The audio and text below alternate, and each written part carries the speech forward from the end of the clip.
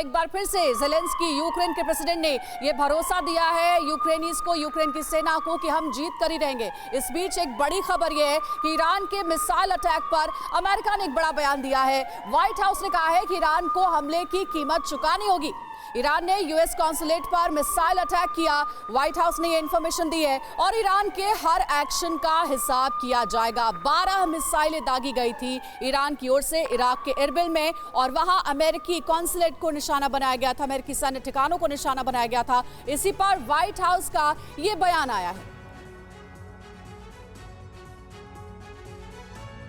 और अमेरिका और ईरान के बीच ये तनाव लगातार बढ़ता जा रहा है। क्यों छिड़ा ये घमासान, उसको भी समझने की कोशिश करते हैं। जनवरी 2020 में अमेरिका ने बगदाद में ईरानी जनरल को मार दिया था। ईरान के जनरल कासिम सुलेमानी की मौत से ये दुश्मनी का नया दौर शुरू हुआ था। सुलेमानी का बदला लेने के लिए ईरान ने अमेरिकी बेस पर ये हमले किए हैं। रविवार को ईरान ने मिसाइलें दागकर तनातनी को और हवा दे दी है। ईरान की कुछ मिसाइलें यूएस काउंसुलेट के पास जाकर गिरी। अमेरिका ने कहा है कि हम इस मिसाइल अटैक की जिम्मेदारी तय करेंगे और इस पर कार्रवाई भी करेंगे।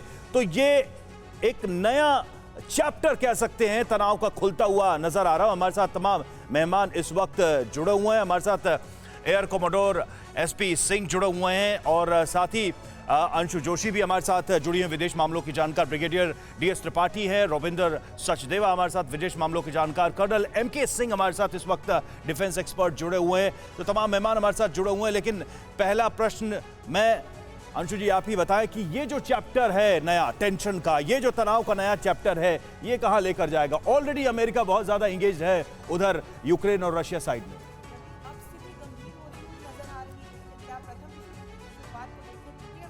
शुरुआत को देखें, यदि आप प्रथम विश्व युद्ध की शुरुआत को देखें, द्वितीय विश्व युद्ध की शुरुआत को देखें, तो इसी तरह से एक एक करके देश दो खेमों में जुड़ते गए। हालांकि मैं एक एक्सपर्ट के बतौर ये कहती आई कि जिस दुनिया में हम रह रहे हैं वहाँ विश्व दो खेमों में नहीं बट सकता, लेकिन आज मुझे तो यही होता हुआ दिखाई दे रहा है कि ईरान अमेरिका के बीच में जो दुश्मनी चली आ रही थी, ईरान आज रशिया के साथ जाकर खड़ा हो चुका है। चीन पहले से ही रशिया के साथ है, पाकिस्तान रशिया के साथ है, नाटो देश अपनी तरफ से अमेरिका के पीछे खड़े हुए हैं कि बताइए अब क्या करना है। तो स्थिति अब मुझे बहुत गंभीर होती हुई नजर आ रही है। गंभीर स्थिति है त्रिपाठी सर। और ये जो नया टेंशन का चैप्टर जिसकी रवि बात कर रहे थे, अंशु जी जवाब दे रही थी, इसमें एक व्हाइट हाउस का भी स्टेटमेंट आया है कि जिम्मेदारी हम तय करेंगे। ईरान ने जो इरबिल में अटैक किया, इसका हम क्या मतलब समझे? क्या अमेरिका भी अब किसी एक्शन के मूड में आ चुका है ईरान के लिए? जी पहले तो ईरान ने ऑलरेडी पहले ही बता दिया नेशनल गार्ड ने कि हमने किए, और आगे भी हमले करने की चेतावनी दी। 2019 में भी उन्होंने किया था, 2019 में किया था, लेकिन कितना डैमेज हुआ ना उस समय बताया गया ना भी ये बता पा रहे हैं।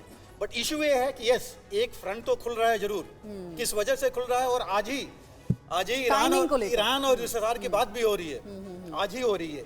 तो ये फ्रंट अगर खुल रहा है, लेकिन मैं अभी भी इस पर सहमत नहीं हूँ कि ये तीसरे विश्व युद्ध का आगाज होगा, क्योंकि वो हालात अभी नहीं है कि अमेरिका जो कह रहा है कि वो कर सकता है, क्योंकि ईरान पर उसने इतने सालों से सैंक्शन लगा रखा है। ठीक है, टाइमिंग को लेकर के भी सवाल उठ रहा है कि इधर रूस और यूक्रेन के बीच जंग जारी, और इस बीच ईरान ने आखिर किस इरादे के साथ अमेरिकी कॉन्सुलेट पर इरबिल में हमला किया है।